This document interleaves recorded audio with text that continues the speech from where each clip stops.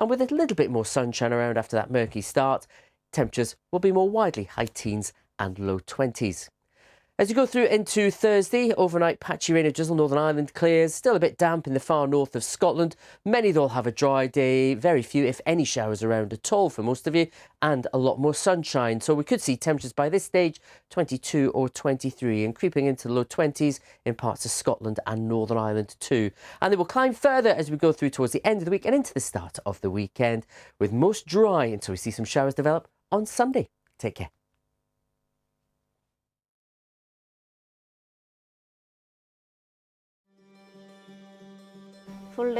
I used to work the whole day when I was pregnant. I wouldn't take much rest. I remember being thirsty all the time and out of breath.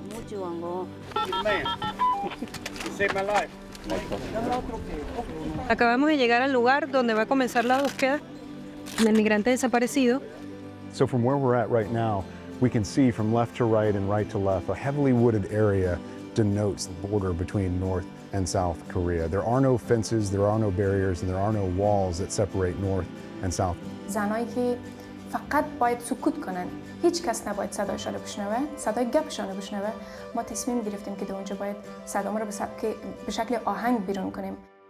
Just because we've got a disability doesn't mean that we are children. We are adults with hopes and dreams. Without sports, none of us would be here. Inspiring short films from the BBC.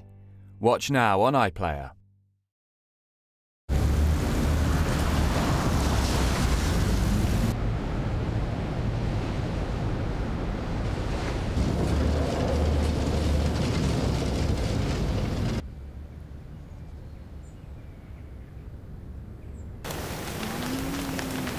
Be ready.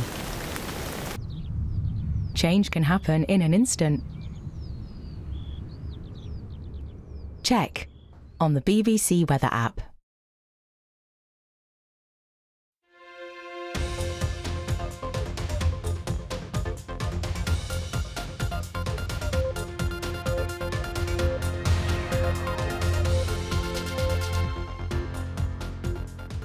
More turbulence for Boeing as it faces another safety investigation in the US, this time over the 787 Dreamliner. And oil profits are down. Two giants of the industry, BP and Saudi Aramco, report a fall in revenue amid lower oil prices.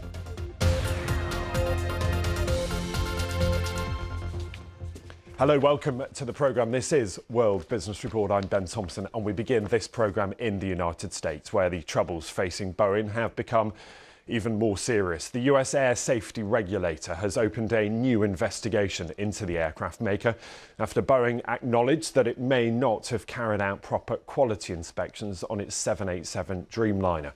Well, that follows another probe earlier this year into the safety of its 737 MAX planes, one of which suffered a mid-flight incident when a part of a wall of the plane blew out.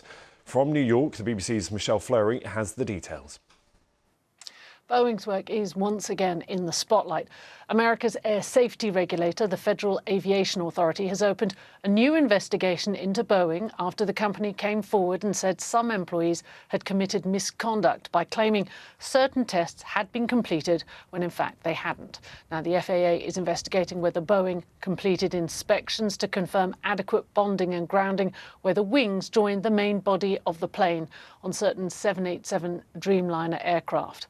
Bonding and grounding is vital on a plane because it prevents static build-up. Think of it as electrical safeguards. Boeing credited a South Carolina worker who saw something they felt was wrong on the production line and came forward and reported it. Cutting corners at work is something that many of us may have been guilty of at various times in our lives. But given the frequency with which quality control issues keep coming up at Boeing, the airline has a long way to go to regain the trust of the flying public, its customers, the airlines, as well as lawmakers. Let's just take you to France, where the Chinese President Xi Jinping is meeting with the French President Emmanuel Macron. Now, they're in Tarbes-Lourdes, it's the Pyrenees airport, and a slight break in normal protocol. What's happening is that President Macron is taking President Xi to the birthplace of his grandmother. and he's doing so, his advisors say, because they can have direct one-on-one chats away from perhaps some of the scrutiny of a more formal visit. Now, we understand one of the main objectives of this visit is to try to ease tensions between the West and China, and it's a difficult relationship, one that is largely dominated by trade. So many countries around the world relying on China as the workshop of the world, and also particularly, of course, for its tech exports. But there have been growing tensions on a number of serious geopolitical issues, and it all revolves around trade too, the trade imbalance between the two countries. What President Macron is hoping for is a better deal for European, but notably French firms dealing with China. And President Xi keen, of course, to reiterate the importance of the bilateral links between the two countries. So some of the formalities here before the two men then make their way away from the sight of cameras to begin those talks. So an important moment as the two men meet. It's the second day of President Xi's trip, but so far very little by way of big announcements. There's been no news on new economic policies or new trade deals between the two, but one of the main objectives here is to try and reduce the trade imbalance between China and European firms. We'll keep you right up to date with any developments that emerge from those talks. But I just want to return to our top story, that news that there is a further safety investigation into Boeing. Let's talk now to the business leadership expert, Chris Roebuck. He's from UCL School of Management. And Chris, just Michelle was explaining some of the latest issues here for Boeing. It's really serious, this, isn't it? Ben, I don't know, I'm laughing. I don't know what to say. Well, you know, something happens at Boeing and you just think, I mean, this has been going on for 6 years now. You just think it can't get any worse. But they managed to come up with something that is worse. The fact that records might have been altered on the process recording of quality for aeroplanes, the 787, is mind-blowingly worrying. Now, Boeing say, OK, we've checked all the ones on the production line. Yeah, but what about the ones that have left the production line and are out there? It's just so many leadership and culture failures over the last 6 years have created so many really, really stunning safety problems. If this was any other industry as well, a firm would be seriously looking at its viability given the pretty disastrous issues that have unfolded. But the industry can't afford to let Boeing fail, can it? It's Airbus, Boeing and a couple of other players. It's a dominant it's a market in which it is so dominant it can't afford to fail. You're right. I mean, in terms of aircraft suppliers, it is a limited market with a limited number of suppliers. But also the problem is it is a safety critical industry. You know, you want to make sure that the plane you're sitting on doesn't have loose bolts or wings that haven't been stuck together properly, or where the Boeing workers were jumping up and down to make sure they fitted. So somebody needs to get a grip of this. And it looks like, obviously, the FAA are involved, the US government are involved, but all the time we keep getting Boeing saying, don't worry, nothing to see here, we've got it under control. The problem is that Boeing started reducing their focus on quality about 20 years ago. And fundamentally, the message that has come down from the company's leadership to the employees over that period in time, they say safety is the most important to the public. But in reality, it's get the planes out as fast as possible, get the money in as fast as possible. And if it's safe, OK, so be it, which is not a way that ethical and leaders with integrity in the aircraft industry should be demonstrating an example.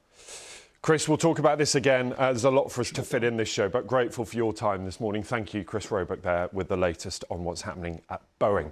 I want to turn our attention, though, now to oil, because two giants of the industry, BP and Saudi Aramco, have released their latest quarterly results. They show a fall in profits as lower oil prices affect revenue. BP's numbers, while they're down 45% in the first quarter compared to the same time last year.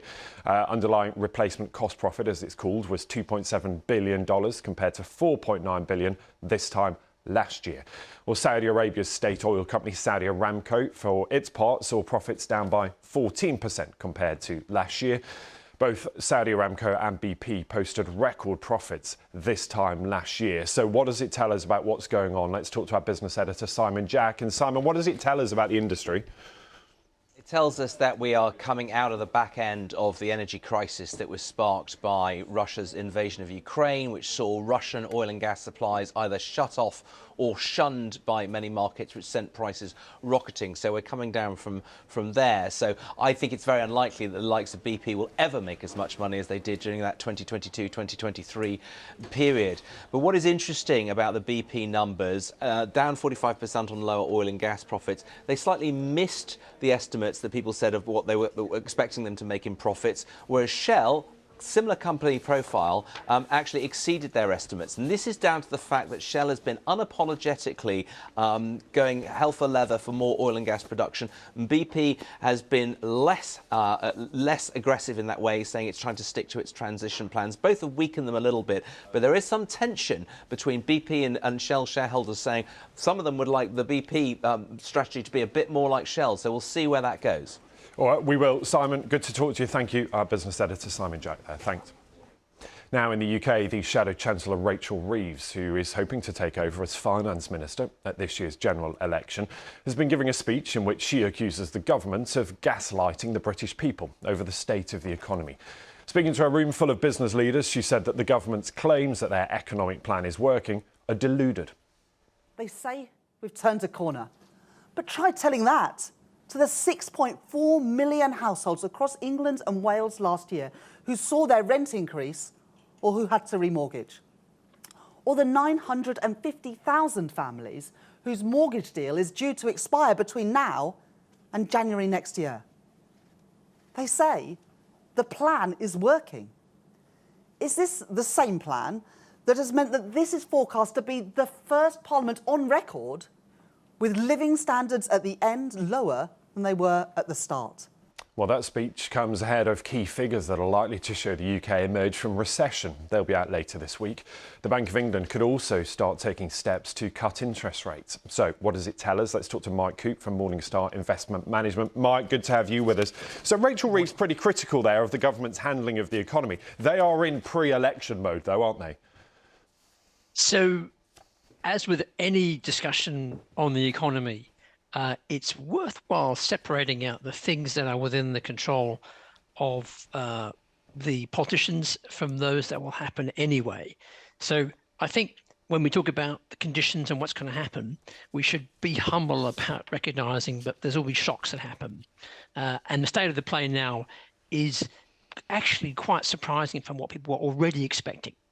So the comments that were being made about inflation and about growth are really a response to the narrative put forward by the government. And in this, we have to be clear that many of the things being talked about were going to happen anyway. So the inflation dropping was pretty predictable as the impact of the Russian war waned on the price of gas, and that flows through into the cost of heating our homes and the economy. The same thing on growth. We had a big increase in interest rates because of the inflation shock. That's having an effect on weakening growth. And that's actually been a better outcome than people were expecting a year ago when people were forecasting recession. So that's just a backdrop. I think it's worthwhile bearing in mind when you think about what will happen going forward and the difference between who's in office. Yeah, and Mike, briefly for us, the government will probably be cursing the timing of all of this because they've got to have an election before January of next year. But actually, if they had a little bit longer, we might start to feel better off as interest rates come down, inflation starts to ease. But it might be that we're still feeling worse off at the election. So the underlying drivers haven't really changed of the economy, even though that big surge in inflation has come off. We still are going to continue to have interest rates higher than we used to. And the government choices are hemmed in by a large amount of debt deficits, high taxes, and so on. So I think in terms of thinking about this going forward, you know, the real issue is probably going to be whatever administration there is, how they deal with the global shifts around AI, regional trading, decarbonisation. But for assets and for people who own assets in the UK, it's also a case of whether there'll be more certainty of policy and whether that will actually benefit UK assets because there won't be as much of a risk premium for uncertainty. Really good to talk to you, Mike. Thanks very much, Mike Coop there, Morningstar Investment Management.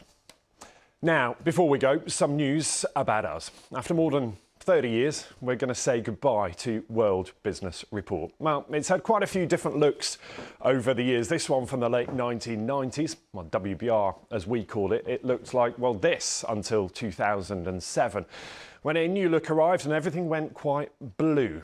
And then came our spiky globe in 2013. We love it. But it's time for a new look and a new name. Business Today is what will be called from later today. All you need to know about money, markets, finance, tech, travel and trade. Business Today here on BBC News. But for one final time, from me and the team, you've been watching World Business Report. Bye-bye.